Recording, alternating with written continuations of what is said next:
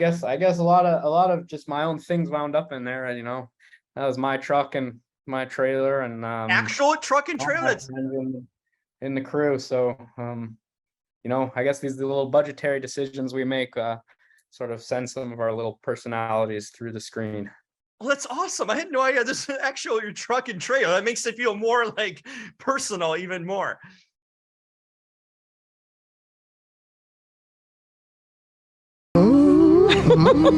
And who is this someone? I don't know, really. I mean, I knew him as a kid. Not even sure what he looks like anymore.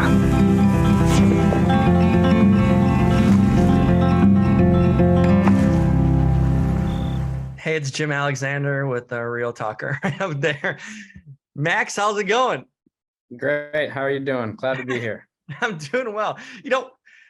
My first impression of you, I can imagine like at the festivals, they're announcing you coming up on stage, Max Walker-Silverman, and there's this young guy coming up, not some old grizzled filmmaker. You know what I mean? Like you don't fit Young any grizzled. sort of description, I'd imagine, or stereotype with a movie like this. Yeah, I suppose that's true. But I don't know. I was raised by a lot of tough and gentle older people and live with them still. That's my community, and tried to pay some little tribute to them and make a movie for them. I love that, because you have the old soul, it seems to me, in that way.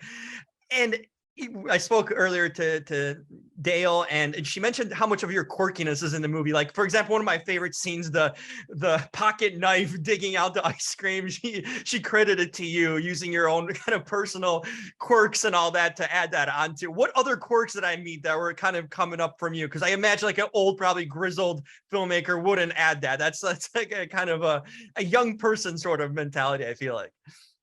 Oh, I don't know. I guess a lot of just my own things wound up in there.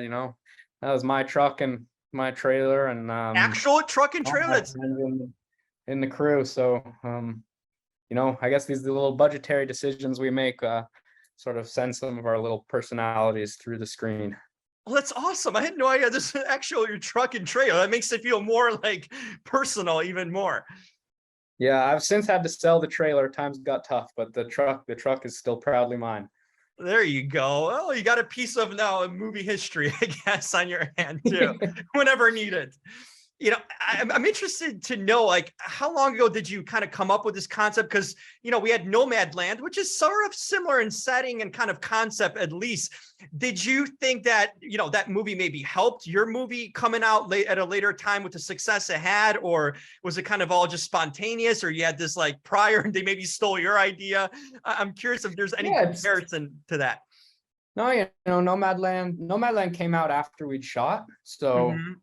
hadn't seen it before, but certainly an admirer of Chloe Zhao and the work she'd done and the way she's gone about it. And we came from the same film school in New York, and so maybe some of the same theory. And I'm sure I took some inspiration from the way that she was able to go out there and tell stories. And I'm of course like honored to be even mentioned in that same sentence with her. And at the same time, hope that one day it won't be so unusual for there to be two movies about an older woman, and it'll be normal in the way that it should be.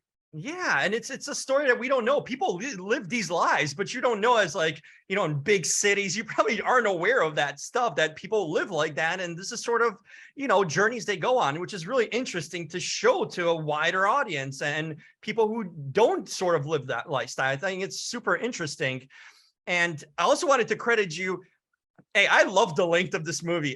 I know, like an hour 20 something. I thought that was awesome. Maybe that's you as like a short filmmaker getting used to, like, you were able to tell the story, introduce the characters, and wrap it up with, satisfyingly, with not needing to go 3 hours like now we get with like every movie that comes out. I don't know if those superhero craze that started like the 3 hour movies, but was that intentional to kind of make it short and sweet and wrap it up? Because I thought it was awesome. Yeah, I think most of us generally feel like movies we see are too long. I always remember someone telling me that we're in the business of stopping people from going to the bathroom for 2 hours. So I figured Yeah. maybe it'd be easier if I just stopped them from going to the bathroom for 80 minutes. That's right. Now, going forward, I mean, you got the first big feature under your belt. What else you want to do next? You want to tell another sort of romance tale? You want to continue sort of doing quirky, interesting stuff like that out of the box? What do you think is next for you? I'd like to keep telling gentle stories in that neck of the woods, in that part of the country, and you know, I'd like to be able to think of them as all sort of connected somehow, all sharing some strange, gently surreal little version of the American West, and to keep making movies about people trying their best and telling the truth. And if they'll let me do it, I'll keep making them. Hopefully I can just, you know, pay people better next time, and we can keep them coming. There you go. I think you're on to something good. I mean, with the reception so far of the movie, I think it's not the last. We're just going to start hearing about this movie, and you're going to be doing well. I think you're going to buy yourself a new nice RV and truck for the next few movies. So I think I'll get my oil. Maybe I'll get my oil leak fixed. We can start with that.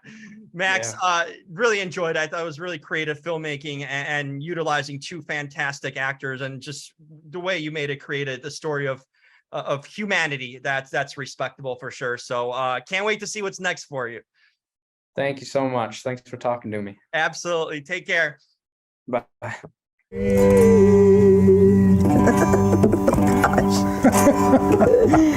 Gosh.